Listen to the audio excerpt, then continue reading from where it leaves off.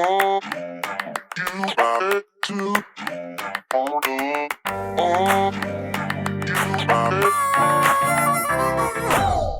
et bienvenue sur le podcast Un si bon terme, le podcast où on parle avec des personnes expertes de la vulgarisation scientifique. Est-ce que vous avez déjà mis côte à côte un magazine d'actualité scientifique pour adultes et un magazine pour enfants? Eh bien c'est très différent. Il n'y a aucun texte long, plein d'illustrations, des BD, un langage particulier, des thèmes particuliers aussi. Et ce qui m'intéresse, c'est de savoir ce qui motive ces choix dans la réalisation d'un magazine d'actualité scientifique pour enfants. Et pour ça, je reçois Lorraine Smag, qui est rédactrice en chef des Débrouillards. C'est un magazine qui a 40 ans et qui est vraiment une institution au Québec. Et d'ailleurs, l'esprit des Débrouillards s'est exporté ailleurs dans le monde, comme en France, on en parlera dans le podcast. Au moment de l'enregistrement, nous sommes à Montréal, mi-octobre 2022, et Lorraine et moi, on se connaît depuis plusieurs années déjà, mais en fait, j'avais jamais eu l'occasion d'en apprendre autant sur ce métier particulier qu'est la rédaction d'un magazine scientifique d'actualité pour enfants.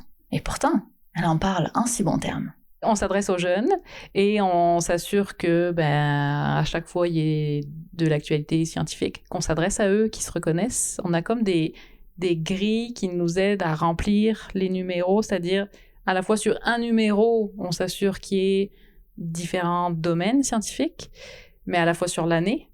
On va pas enchaîner 3 numéros sur le corps humain, par exemple. Ça, sachant que le corps humain, c'est pas leur sujet préféré en plus. Très curieusement, c'est pas les sujets préférés des jeunes. Alors là, je suis étonnée. Alors, comment je le sais? Parce que souvent, on va dans les classes, on a nos classes témoins dans lesquelles on va tester nos idées ou aller valider des infos ou aller feuilleter avec le magazine pour demander ce qu'ils en ont pensé. Et souvent, le corps humain, les sujets corps humain, c'est pas ce qui leur plaît le plus. Et on le sait aussi parce qu'on fait des sondages annuels et des sondages mensuels et c'est des articles qui sortent le moins. Alors, ça se peut parce qu'à chaque fois qu'on a fait des articles sur le corps humain, ça ressemblait trop à ce qu'ils voyaient dans les manuels. Là, on a fait un test. En octobre, on a parlé du corps humain sous une forme différente. C'est comment on grandit. Donc là, on parle de la croissance qui les touche directement. J'ai hâte de voir comment ça va être perçu par nos lecteurs parce que c'est pas... On a testé toutes les formes possibles pour le corps humain. Je suis étonnée. Moi aussi. Parce que pour le coup, en public adulte, j'ai l'impression que c'est ça qui marche le mieux. Absolument. Et en fait, je pense que je l'assume, j'ai été complètement biaisée par le fait que c'était mon sujet favori quand j'étais jeune et encore maintenant. Et en fait, pour te donner un exemple d'un article qui n'a pas marché, on a parlé de la peau. On s'est dit, on va faire un rover qui va sur la peau, puis on suit le rover dans la peau et l'exploration, et ça n'a pas du tout fonctionné. En fait, je dis ça n'a pas du tout fonctionné, c'est pas un des articles qu'ils ont préférés. Et donc, c'est quoi qui les allume, les enfants? En fait, à chaque fois, c'est très, très, très varié. C'est pour ça qu'on s'efforce d'être varié. Et souvent, quand on leur demande de quoi t'aimerais qu'on parle, c'est souvent on a une question dans nos sondages annuels. Si t'étais rédacteur ou rédactrice en chef, de quoi t'aimerais parler? Donc, fais le travail de Lorraine. Ouais, c'est ça. Viens travailler une journée, comme ça, on verra ce qui va t'intéresser. Mais alors, il y a 2 types de sujets. Soit des trucs qu'ils connaissent pas du tout, qu'ils en ont un peu entendu parler. Donc, du style, je sais pas moi, les chiens robots. Bon, ça, c'est un exemple comme ça. Mais, ou alors sur des animaux qu'ils connaissent bien, mais qui veulent savoir comment nous, on en parle. Parce que c'est souvent ça, dans les sondages, qu'on voit, c'est 2 choses. Je savais pas du tout que ça existait, mais j'ai trouvé ça super. Ça, on est content. Donc, de la curiosité pure. Ou j'adore ce sujet, mais en plus, j'en ai appris plus. Et ça, c'est encore, ça, c'est cool. Donc, dans le fond, on t'a appris des choses en plus. Donc ça, c'est souvent, ça va être des sujets... C'est un cool public, ça. Ah non, mais c'est le public rêvé. Parce que, a priori, rien ne les intéresse pas, tout les intéresse, et en plus, ils sont très curieux, puis on peut en parler de plein de façons différentes. C'est ça la différence. Ah oui, donc pour revenir aux spécificités d'un magazine jeunesse, on va faire, oui, des dossiers, des entrevues, mais on a tellement de traitements différents possibles que je me sens très privilégiée par rapport à d'autres types de magazines parce que je pense qu'on a beaucoup de liberté et de créativité possible dans ce qu'on fait. On peut faire des quiz, on a déjà fait des romans photos, ça c'est le rêve, on veut en refaire mais ça fait longtemps qu'on n'en a pas fait. On a des articles dont tu es le héros. Du style tu veux te lancer en affaires, va à l'étape 1, t'arrives à l'étape 1, non, retourne à l'étape 3, ce genre d'article. Tu fais pas ça avec des adultes, effectivement. Pourquoi pas, mais on le voit pas. Ouais. On a cette spécificité-là. C'est parce que ça a une connotation enfantine que tu fais pas ça avec des adultes. Exact, c'est ça. Alors que peut-être que ça pourrait être très bien perçu, tu vois, tu pourrais essayer ça une vidéo. Passe à la seconde 56. Un roman photosyllabus. Ouais. Non, pas sûr. Non, mais je demande à voir. n'a pas réussi à le refaire, mais on avait bien aimé ça. Il y a des fois des thèmes mythes et réalité. Ça, on peut en voir dans les magazines adultes, mais dans le cas du magazine pour enfants, quand on parle des mythes, c'est très délicat parce que si on met en gros la fausse nouvelle, c'est souvent ça qu'on peut retenir. Ça, c'est un enjeu, puis c'est le cas pour nous aussi, là. Puis, pour revenir aux spécificités pour enfants, des magazines pour enfants, on a aussi on veut que, quand il a lu son magazine, il ait eu des émotions. Il se soit reconnu, donc qu'on mette des jeunes en photo, des jeunes en BD, qu'on mette des témoignages de jeunes, qui s'est senti valorisé en tant que jeune, on veut ça aussi, qu'il ait appris des choses, qu'il ait ri, parce que notre slogan c'est quand même drôlement scientifique. C'est ça, on veut s'assurer qu'on ait répondu la plupart à tous les magazines à ces critères-là pour qu'ils continuent à nous lire et nous aimer. C'est très cool. Ça a l'air d'être un chouette public, les enfants, quand même. Ouais. Puis, quand on va dans les classes, quand on va dans les camps de jour, pour faire des focus group, c'est vraiment génial. Ouais. Ah, vous faites des focus group aussi? Ouais, on fait des focus group et souvent on doit dire, vous avez le droit de critiquer. Parce que sinon, c'est j'aime tout. Ou en fait, il y en a qui, tu sais, je veux dire, moi je prends toutes les critiques puis je leur dis toujours, je vais pas pleurer en rentrant chez moi. Fait que si t'aimes pas, tu peux me le dire. Puis il y aura toujours des choses qu'ils vont pas aimer, puis tant mieux. Mais souvent, les enfants, ils ont pas de problème à dire quand ils aiment pas, non? Ben ça dépend parce que des fois c'est plus la façon dont ça va être amené. Parce que si c'est juste, est-ce que t'aimes les débrouillards, c'est sûr que t'iras pas très loin. Mais ça dépend comment c'est amené. On veut l'améliorer. Mais en fait, non, il y a pas de problème. Des fois, on teste des sujets. Si c'est un sujet que tu veux lire dans ton magazine, lève la main. Puis des fois, moi, j'étais sûre qu'ils allaient triper. Puis là, c'est comme... Est-ce que tu as un exemple de sujet où ils n'ont pas levé la main? Ben, il y en a un, mais qu'on a fini par faire quand même. Alors, je sais pas si c'est un bon exemple. Parce que souvent, on se dit, ben, ils l'ont pas aimé, mais peut-être qu'on peut l'amener d'une façon qu'ils vont l'aimer, genre l'argent. Ah, l'argent. Ah, ça les intéressait pas. Ok. Non, je pense que l'argent, comme ça, c'est sûr, ça va pas t'intéresser. Oui, c'est vaste, quoi. C'est ça, c'était très vaste, mais après, j'ai comme continué un peu en disant comment on fabrique les pièces, comment on fabrique les billets, tout ça. Là, c'était comme, oui. C'était pas un oui franc, tu sais, versus le caca. Oui. Ouais. Puis là, on a carrément demandé, mais qu'est-ce que tu veux pas savoir sur ce sujet-là? Et là, ils nous ont tous dit, on veut pas de photos. Donc, on n'a pas mis de photos. Ça, tu vois, pour répondre ça revient sur la question du visuel. Ben, dans certains cas, oui, on met pas de photos qui font peur, mais on met pas de photos dégueu non plus. Je suis étonnée qu'ils veulent pas de photos dégueu. Ben, ça dépend lesquelles. En fait, les photos dégueu, ça peut être... Oui, on veut qu'il y ait de l'émotion quand ils lisent, mais on veut pas les effrayer non plus. J'ai un exemple, on a parlé des animaux de labo dans un magazine. On a mis une photo dont on voyait l'intérieur de la tête d'un rat. On s'est vraiment questionné, est-ce qu'on la met, est-ce qu'on la met pas? Puis quand je suis allée en classe, presque tous les élèves m'ont mentionné cette photo-là. De façon positive ou négative? Il y en a eu peut-être un quart de façon positive, genre « oh, waouh !» Puis là, c'est comme « ah, ça m'écœure un peu, ah, je suis pas à l'aise, mais en même temps, c'est intéressant. » Donc, ça... en tout cas, pour créer des émotions, la mission était remplie. Ça, c'était rempli. Puis des fois, je veux ménager ma recherchiste photo qui est parfois obligée de, comme on a fait un fait vite fait sur les coquerelles, elle fait comme « ok, je suis plus capable, stop !» Parce que c'est vraiment dégueu. Ouais. Puis cet article-là, d'ailleurs, ils l'ont bien dit que ça avait été bien dégueu, mais c'était un numéro dans octobre pour l'Halloween. Mais c'est vraiment dégueu. Ok. On a quand même fait un display sur le vomi aussi. Ah oui. Voilà. Je l'ai pas écrit. Mais le dégueu, au moins, ça crée des émotions. Ah, ça crée des émotions. Voilà. Qu'est-ce que ça veut dire d'être rédac-chef? En gros, mon travail, c'est de m'assurer que le magazine part tous les mois ou presque, on a 11 numéros par année à l'imprimerie, avec tous les contenus parfaits, ou le plus possible, les photos, les illustrations, à temps, à l'heure. Ça, c'est ça en gros, et que ça respecte notre ligne éditoriale, donc qu'il y a de l'humour, de la science, de l'actualité. Ça, c'est en gros. Mais en vrai, comment on fait ça, c'est qu'il y a plein d'étapes avant. Alors, les étapes. Donc, en fait, pour te donner une idée, 1 à 2 fois par an, on se réunit toute l'équipe ensemble, et on planifie les sujets des prochains mois. Donc, on s'assure qu'il y ait une variété de sujets, que ce soit mathématiques, physique, biologie, corps humain, environnement. On fait un grand tableau qu'on remplit. Bon, ben en septembre, on va parler de ça. En octobre, on va parler de ça. Donc, que ce soit les dossiers, les reportages, les rubriques qui s'appellent gros plans, les faits vite faits, les expériences. En gros, il y a quand même des choses qu'on remplit pas parce que ça dépend de l'actualité, comme la rubrique Quoi de neuf, qui est plus collée à l'actualité que les dossiers. Ensuite, tout ça, on les commande 2 à 3 mois d'avance, le plus longtemps possible à l'avance. Ensuite, on les reçoit, je les reçois, je les corrige. Qu'est-ce que ça veut dire, les commander? Alors, les commandes, c'est-à-dire qu'on a des journalistes à l'interne et on a des journalistes à l'externe qui sont des pigistes, donc qui travaillent à la pige. Et donc, c'est ça, on les commande, c'est-à-dire, OK, voici ma commande pour tel numéro, j'ai besoin d'un article, exemple non fictif, sur est-ce que apprivoiser les animaux sauvages, c'est une bonne idée ou pas. Donc là, on envoie un peu le synopsis détaillé quand même. On voudrait qu'il y ait telle info, voici des sources, ce serait bien d'interviewer telle ou telle personne. Tout détaillé dans une commande courriel ou par oral si c'est à... peu importe, là, c'est pas... Mais donc vous faites déjà le travail de fond, en fait. On fait un travail... Ça dépend des magazines. Nous, on fait un travail de fond parce que avant de commander, on veut s'assurer qu'il y aurait assez de quoi faire un article.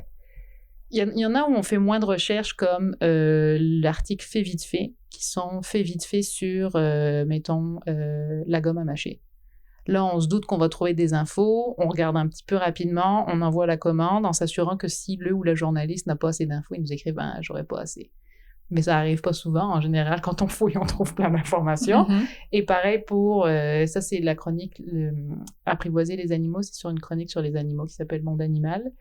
Et là, en l'occurrence, il y avait plein d'infos, à tel point qu'on s'est dit qu'on allait enlever une partie pour la garder pour un prochain article. Donc là, c'est 4 pages. Il y avait largement de quoi dire. Donc ça, c'est toute la partie commande. Et une fois que c'est commandé, j'attends les articles. Mais pendant ce temps-là, je me tourne pas les pouces. Je commande les prochains. Je vérifie ceux qui sont mis en page. Je les reçois, je les corrige. Bruno, le rédacteur en chef adjoint aussi, en a passé des commandes, il en corrige aussi, on se partage le travail, puis après ça fait toute une ronde de correction pour les textes. Donc je les lis, Bruno les lit, l'éditeur Félix Maltais les lit, ensuite notre réviseur interne les lit, ensuite c'est mis en page et là ça suit une autre ronde de correction. À l'interne, on est 3 à les lire, plus 2. En tout cas, ils sont lus par énormément de perdus, que ce soit en format Word ou mis en page. Et je commande, c'est pas moi qui commande les photos, mais j'envoie les textes à notre réviseur Céline, qui est aussi recherchiste photo. Donc elle parcourt l'article, elle fait les recherches photos en fonction. Et une fois qu'on a texte et photos, c'est prêt pour la mise en page. Et là, c'est la directrice artistique Dominique qui fait les commandes des illustrations. Ok. Voilà. D'ailleurs, c'est ça, les illustrations, c'est vraiment un travail à part. C'est pas l'auteur ou l'autrice de l'article qui demande les illustrations? Alors, ça dépend. Des fois, le ou la journaliste va me dire « Ah, peut-être qu'une petite illustration avec ça, ça peut être intéressant. » Il y en a même qui font des suggestions de blagues. « Ah, ça pourrait être drôle de mettre ça en illustration. » Mais sinon, en effet, c'est une commande à part. Et j'imagine que la question va revenir après, mais il y a 2 options. Soit on met des illustrations un peu pour donner un peu de respiration dans l'article, apporter de l'humour, ou si c'est un sujet un peu plus difficile. Exemple, on a parlé du terrorisme, donc on n'a pas mis de photos ou quasiment pas, on a uniquement mis des illustrations sous forme humoristique le plus possible, entre guillemets, là, parce que c'est pas toujours possible. Et sinon, ça va être comme, on n'a pas la photo, par exemple, ou la photo est pas intéressante, là, on va commander une illustration. Dans de rares cas, on fait des schémas explicatifs, mais c'est pas du tout courant, parce qu'on n'est pas un manuel scolaire. Donc, on met pas de schéma style encyclopédie médicale, ça, non. Donc, on a vu comment tout se passait au niveau du choix des sujets. Comment est-ce que ça se passe? Déjà, de base, est-ce que c'est actuel? Ensuite, est-ce que c'est de la science? Parce que c'est un magazine scientifique. Est-ce que ça va intéresser les jeunes? Et est-ce qu'il y a des choses nouvelles à apprendre? C'est ça. Donc, dans le fond, c'est pas mal ça. Donc, on est en équipe, on réfléchit tous ensemble, on décide. Souvent, ça va partir d'une idée, puis là, chacun va apporter son point de vue, puis ça va devenir peut-être autre chose ou un peu plus précis. Donc, ça, c'est intéressant de voir des fois entre juste un mot, puis on va faire quelque chose de plus poussé. Genre, on voulait faire, exemple, un dossier sur qu'est-ce qu'il y a dans les souterrains. Et c'est devenu carrément le dossier sous nos pieds.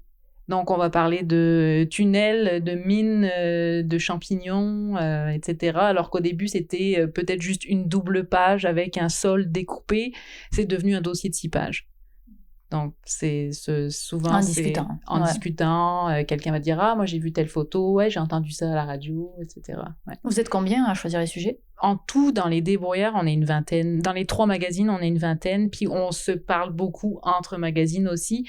Et ça, c'est une vingtaine à l'interne. Mais il y a aussi énormément de collaborateurs externes, que ce soit photographes, journalistes, illustrateurs, illustratrices, donc on est vraiment beaucoup là. Je pense que je te l'avais déjà raconté, je sais pas, tu vas me dire, mais j'avais fait une activité à Eureka, qui est donc un festival qui a lieu à Montréal en juin tous les ans, qui est un grand festival de sciences.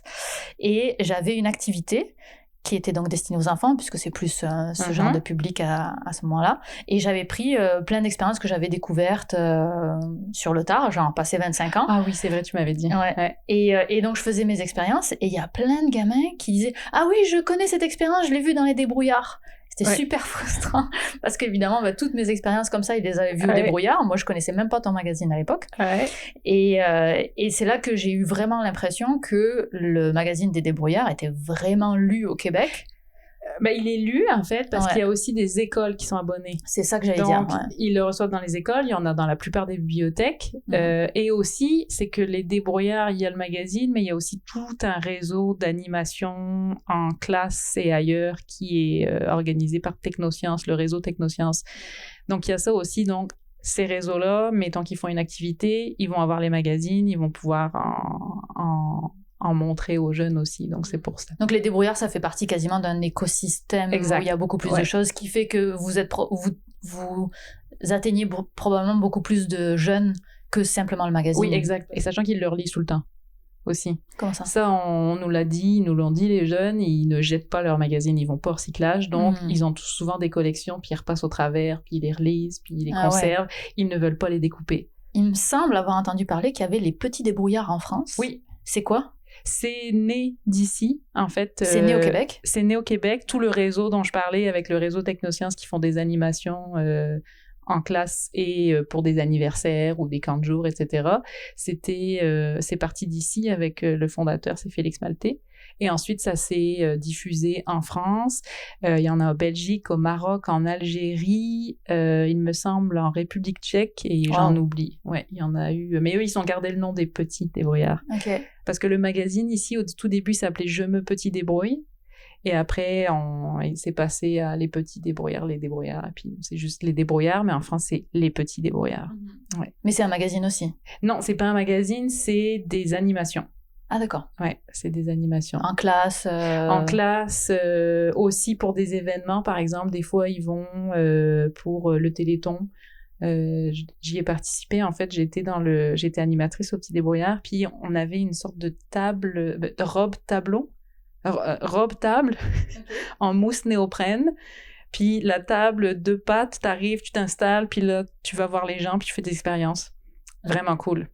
Ouais, ils ont aussi des bus qui vont dans des se déplacer comme un genre de caravane mobile d'animation scientifique. Mais vous avez un site web aussi, non? Oui, on en a 3 en fait. Il y en a un pour les explorateurs, un pour les débrouillards, un pour Curium. Et il y a du contenu dessus? Oui, du contenu. C'est la même chose que ce qu'il y a dans les magazines? Exact, avec des nouvelles qu'on ne verra pas dans le magazine, quand c'est des choses qui vont être sorties trop tard pour être dans le magazine. Tu m'as dit que tu commandais beaucoup des sujets parce que vous avez une réunion en début, etc. Ouais. Et tu commandes des sujets, j'imagine, à des gens avec qui vous avez l'habitude de travailler. Oui. Qu'est-ce qui fait qu'un auteur ou une autrice est bon pour les débrouillards? Alors, là, tu vois, tu mentionnes auteur, autrice. Est-ce que parce que pour toi, c'est différent, c'est la même chose que journaliste ou pas? Pour moi, auteur, autrice, c'est juste la personne qui écrit. Ok, c'est bon. Non, mais c'est bon parce que justement, on a travaillé avec des auteurs et autrices pour enfants qui écrivent des livres pour enfants parce que justement, une des caractéristiques, c'est aimer écrire pour les enfants et avoir un intérêt pour ça. Donc, c'est arrivé. Puis, pour ce qui est, si on parle de la personne qui écrit, ça va être... ta question, c'est qu'est-ce qui fait qu'on va travailler avec ces personnes-là? Ouais. Qu'est-ce qui fait que ce sont des personnes adaptées à ce que vous cherchez pour les débrouillards? C'est quoi, grosso modo, les caractéristiques que vous cherchez dans ces personnes qui écrivent? Ça, c'est intéressant parce que souvent, on va pas aller nécessairement les recruter, mais c'est plutôt des personnes qui vont nous écrire. Des fois, on va avoir souvent, on a des anciens stagiaires aussi qui continuent à écrire pour nous. Mais sinon, dans les caractéristiques recherchées, c'est écrire court. Souvent, on va demander, c'est rare qu'on fasse des longs dossiers, mais c'est pas non seulement dans la longueur du dossier, mais dans la longueur des phrases aussi. Fait qu'il y a quand même des règles d'écriture qui sont assez... qui servent pour n'importe quel type d'écriture selon moi, mais bon. Donc, pas de subordonné, des qui, que, laquelle, pas de phrases compliquées. Il y a toujours un paragraphe, une idée.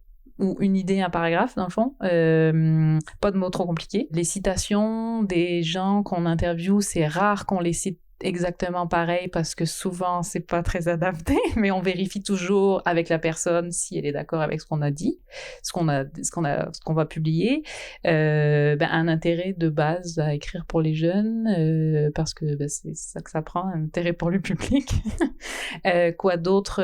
Mais moi je pense que tout le monde peut écrire pour les jeunes parce que c'est pas non plus quelque chose qui est si difficile, mais au contraire, une fois que tu le sais, je pense que tu peux écrire partout. Je pense que c'est plus facile de commencer à écrire pour les plus jeunes et d'aller ensuite vers un public adulte que l'inverse. Mais j'ai déjà essayé d'écrire pour les plus vieux et j'ai trouvé ça plus difficile. Et le plus difficile, moi, je trouve, dans notre cas, on a 3 magazines. Il y a les Explorateurs, les Débrouillards et Curium. Ceux pour lesquels je trouve que c'est le plus difficile d'écrire, c'est pour les Explorateurs. Les Explorateurs, c'est quel âge? 6-10 ans. Et Débrouillard, c'est 9-14. 9-14 et Curium 14-17. Ok, donc c'est les plus jeunes où c'est le plus difficile. Exact. Les Explorateurs, c'est plus difficile. Il y a un magazine en France que nous, on n'a pas, qui s'appelle Youpi, j'ai compris, qui est comme à peu près pour les 5 ans, là. Puis là, moi, je pense que c'est la vulgarisation extrême. Et ça me fascine. Ah ouais? Oui. C'est vraiment fascinant parce que c'est hyper bien expliqué, mais c'est pas bébé. Fait que ça, je trouve que c'est un tour de force. Alors, il y a des schémas, il y a des illustrations, des photos, mais les phrases, il n'y a aucun mot superflu. Ouais. Donc ça, je trouve ça assez fascinant à observer. Mais pour revenir sur la question, qu'est-ce qui fait des caractéristiques? C'est ça, c'est... Puis des sujets qui s'adressent aux jeunes, des sujets variés, intéressants. Ils vont mettre de l'humour aussi. Puis dans les règles de base, c'est les mêmes que pour n'importe quel article. La conclusion avant la preuve, ce genre de Mais ça, de la choses. conclusion avant la preuve, c'est souvent, de ma compréhension, en tout cas c'est mon feeling, quelque chose de très anglo-saxon, très nord-américain. Oui, ça se peut. Ouais. Tandis qu'en France, en tout cas moi quand j'ai appris à l'école, c'était d'abord tout le développement et après la conclusion. Oui. Même en physique ou en maths, tu fais d'abord toute la démonstration et après la conclusion. Tandis que ici, la façon dont les sciences sont enseignées, j'ai l'impression que c'est l'inverse. Ils commencent par voici ce qu'il faut retenir. Voici comment ça on est arrivé à cette conclusion-là. Mais j'ai pas étudié en sciences ici, donc je peux pas. Mais pour les articles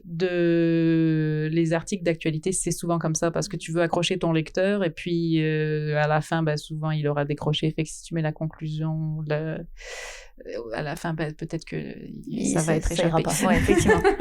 Mais je voudrais revenir à ce que tu disais sur le fait que tu trouvais ça beaucoup plus dur d'écrire pour les encore plus jeunes. Mm-hmm. Ouais. Est-ce que tu as identifié ce qui était le plus difficile? J'ai identifié plusieurs choses. Alors déjà, c'est dans le choix du sujet. Des fois, tu vas te dire, il va falloir beaucoup de mise en contexte avant d'arriver au sujet. Ça, c'est pas toujours évident. Donc ça, dans ce cas-là, ça ajoute une difficulté de plus. Et justement, ça devient, c'est ça, de la vulgarisation extrême où tu tailles ton texte au fur et à mesure, là, comme un diamant pour qu'il ne reste que le milieu... le cœur intéressant.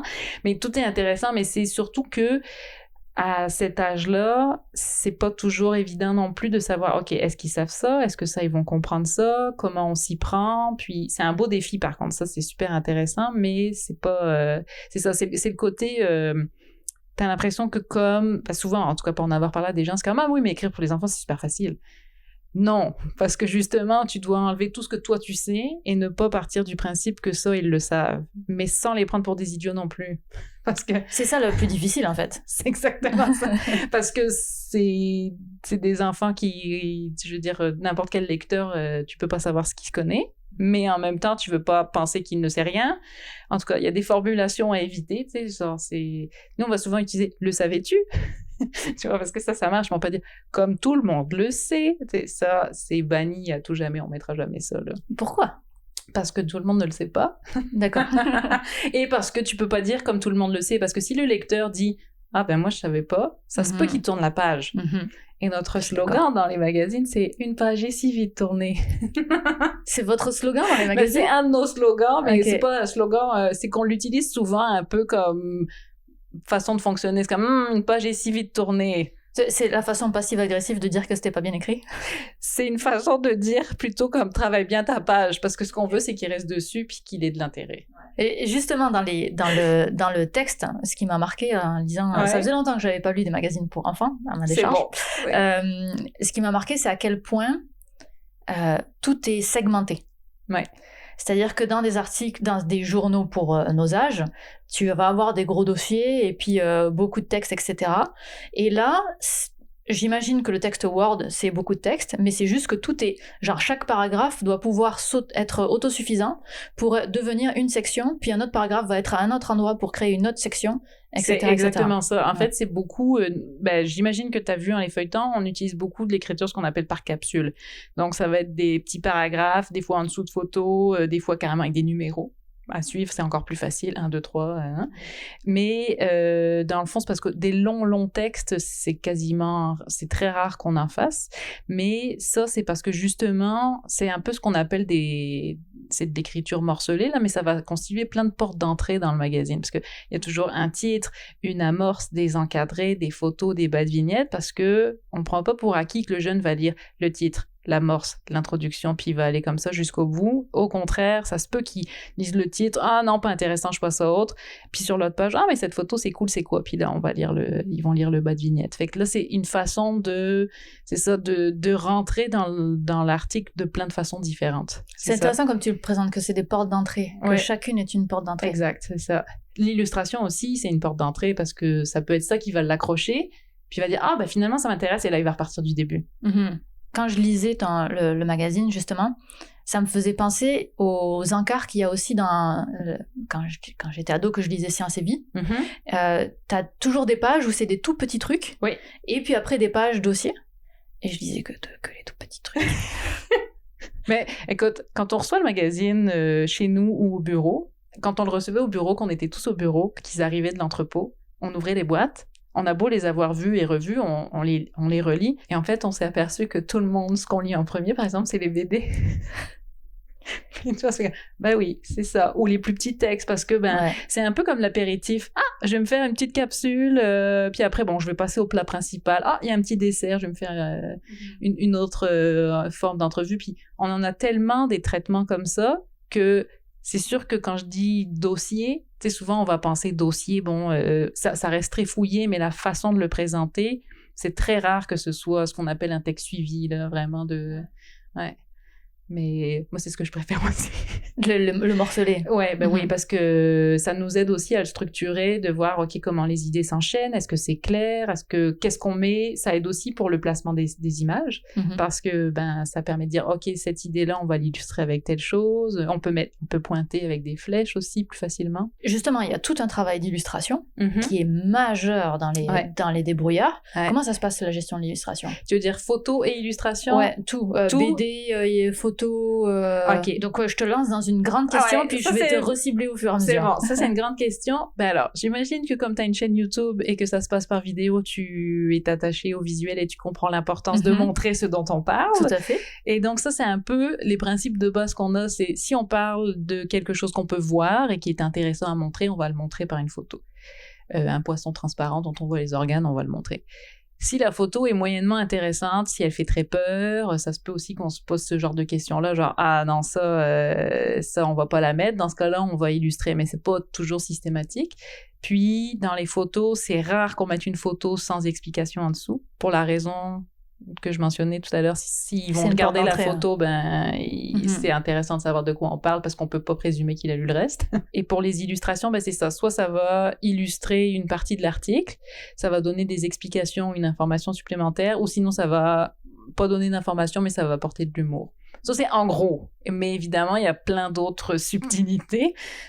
Alors, justement, je vais te faire rentrer dans les subtilités. Bon. Il y a plein de moments où il y a des encarts, donc ces petits morceaux de texte morcelés. Et après, tu as une illustration qui est faite par, rappelle-moi son nom. Jacques Goldstein, qui est un petit trait humoristique qui représente la chose. Ça, est-ce que vous lui commandez ou c'est lui qui ouvre le texte, qui a une idée, qui dit là je peux amener quelque chose? Alors ça dépend. Nous, ce qu'on va faire souvent, je sais pas si tu as pu le voir en regardant les magazines, c'est qu'on s'assure qu'il n'y ait pas un magazine entièrement illustré ni entièrement en photo. À chaque numéro, il y a un équilibre entre les deux. Et aussi, à travers les numéros, ça fait longtemps qu'on n'a pas eu un dossier illustré, ce serait bon, ça va être plus intéressant avec des photos, etc. Puis des fois, il y a des dossiers qui sont carrément plus visuels que d'autres. C'est ce qu'on appelle, nous, grande photo, petit texte. Donc, c'est juste photo, petite explication en dessous, mais c'est pas à chaque numéro non plus. Puis, pour revenir à la question avec Jacques. Donc, lui, on va identifier, on va plutôt illustrer cet article-là. Jacques va avoir les pages, puis de lui-même, il va proposer des idées d'illustration. Il nous envoie toujours tous les illustrateurs des esquisses. Et là, on les valide ou non. Mais lui est très autonome pour ça parce qu'il va faire ses propres recherches. Il va aller voir si on parle, je sais pas moi, du fameux poisson transparent. Il va aller voir à quoi il ressemble pour essayer de le représenter si c'est ça. Mais en plus, il va souvent rajouter des blagues, rajouter des informations en plus. Donc, ça, c'est ça. Puis la même chose quand on est avec des illustrateurs pigistes. On leur envoie une maquette que la directrice artistique a préparée d'avance avec carrément l'espace dont il ou elle dispose. Là, ça nous prendrait ça. Des fois, c'est carrément détaillé. Ça nous prendrait tel personnage qui fait ceci. Mais la plupart du temps, on donne quand même une idée de l'espace minimalement. Et on valide toujours, on valide avec les esquisses qu'ils nous envoient. Donc, Jacques, en l'occurrence, il lit le texte et c'est lui qui propose. Oui, et après, vous remplissez le reste avec des illustrations? Souvent, on utilise un illustrateur par dossier. Ouais. On fait pas un mélange d'illustrations. Je dis ça, est-ce que c'est déjà arrivé? Je sais pas, mais souvent, ça va être un dossier pour un illustrateur ou une illustratrice en particulier. Ouais. Mais souvent, ils vont, en effet, des fois eux-mêmes proposer, genre, pour cette partie, ce serait bon, mais pour qu'il y ait un ensemble qui soit visuellement agréable, on leur envoie le texte déjà mis en place. C'est, par exemple, que ce soit Jacques ou les autres illustrateurs, ils n'ont pas le texte format Word. Ils ont toujours une maquette. Okay. C'est ça, ouais. Ils ont combien de temps, eux, pour faire les illustrations? Ça, c'est la grosse question, mais on essaye de leur laisser le plus de temps possible en sachant qu'après, il faut qu'on les valide, qu'on puisse les avoir en couleur, les mettre dans les pages pour pouvoir les faire corriger. Donc, je dirais idéalement 1 mois, mais c'est ça. Ça dépend des fois. Des fois, on va changer d'idée ou changer de dossier, donc c'est plus serré comme délai. Mais, ouais. Il y a des BD aussi, oui. Beaucoup, qui sont présentes. Alors, j'ai plusieurs questions. Déjà, ma première question, c'est pourquoi mettre des BD?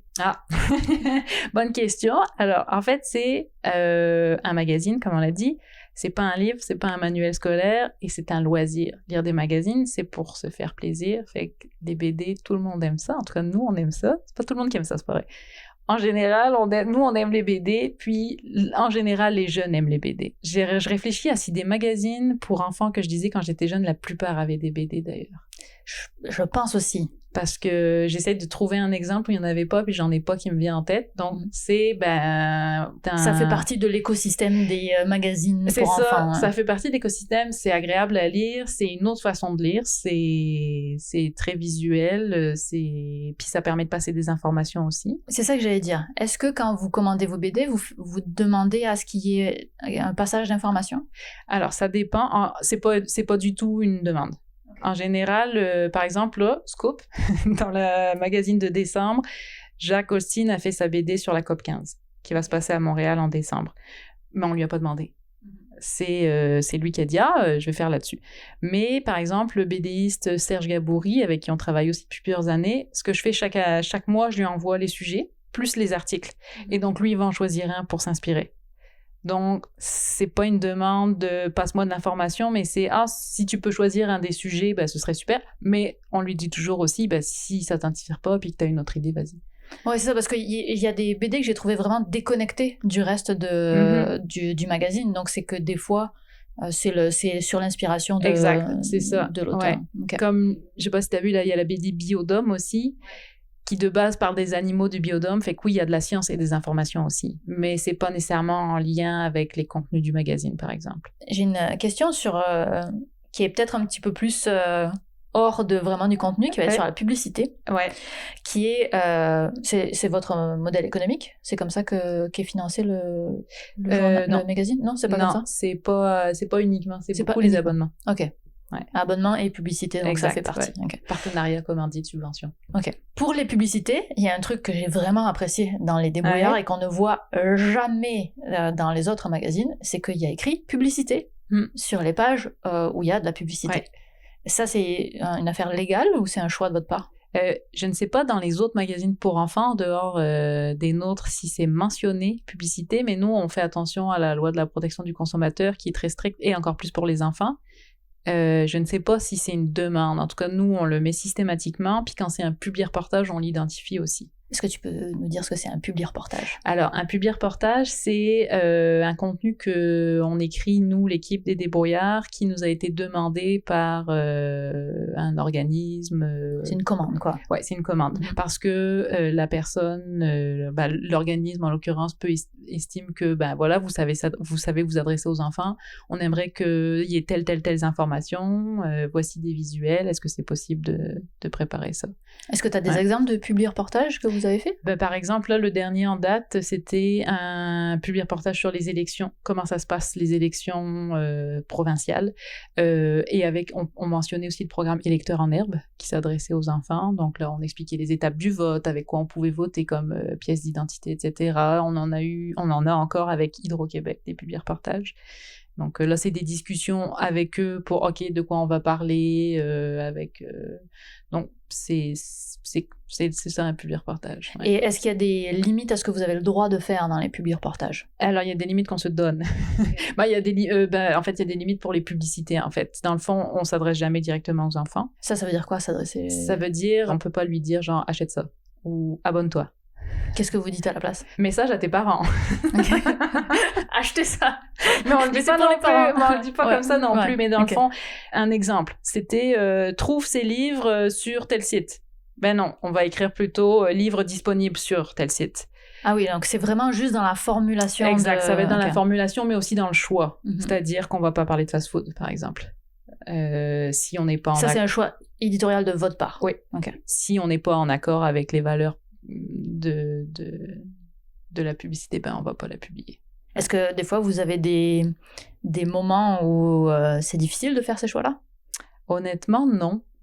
Non. Mais en même temps, c'est pas moi qui gère ça. On a un représentant publicitaire qui s'occupe de faire les contacts, etc. Là. Et puis c'est toujours écrit aussi publi-reportage. Voilà. Est-ce que tu penses que les enfants comprennent ce que ça veut dire? Je suis pas certaine, mais ils nous ont souvent dit, est-ce que c'est possible de mettre toutes les pubs ensemble à la fin, collées? Et on dit, non. Si seulement. On aimerait bien, mais non, parce qu'il y a aussi des histoires de placement. Bien sûr. C'est ça, Ah oui, c'est ça, les publicitaires vont pas payer le même prix selon l'endroit où elles sont dans le magazine. Okay. Est-ce que ça a plus de valeur si c'est juste à côté d'une BD? Ça, non. Mais ça a plus de valeur des fois selon si c'est à la fin ou au début, par exemple. Ouais. Mais après une BD, non. En fait, c'est exactement comme sur YouTube. C'est la même chose. Ouais, il y a des affaires de placement aussi selon... exact. Si t'es juste à la fin, si t'es au début ou si t'es au milieu, ça n'a pas la même valeur non plus. Exact. Ouais. Donc, je comprends ça. Toi, en tant que rédactrice en chef, est-ce que tu écris des choses aussi? Un peu, des fois, mais pas des gros dossiers. Malheureusement, j'aimerais bien, mais j'ai pas le temps. Est-ce que c'est quelque chose que tu as déjà fait? En fait, avant d'être rédactrice en chef, j'ai été rédactrice en chef adjointe et là, j'écrivais plus. Ouais. Est-ce que vous avez une politique vis-à-vis de l'écriture inclusive ou épicène? C'est une très bonne question. On est en réflexion dessus depuis plusieurs années maintenant, parce que ça fait quand même plusieurs années que c'est là. Honnêtement, on n'a pas encore statué. En fait, ce qu'on fait, c'est qu'on essaye le plus possible l'écriture épicène parce que c'est plus... En fait, c'est parce que il faut qu'on refonde au complet l'écriture pour que ça... On peut pas, en fait, le faire petit à petit. En fait, ce qu'on a décidé, c'est si on le fait, c'est d'un coup, mais pas petit à petit. Donc, dans ce cas-là, on refait des formulations pour que ce soit neutre.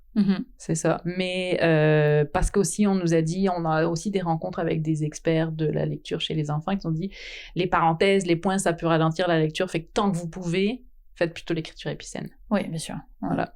Parce que vous allez vite avoir un problème avec le titre, tout simplement. Voilà.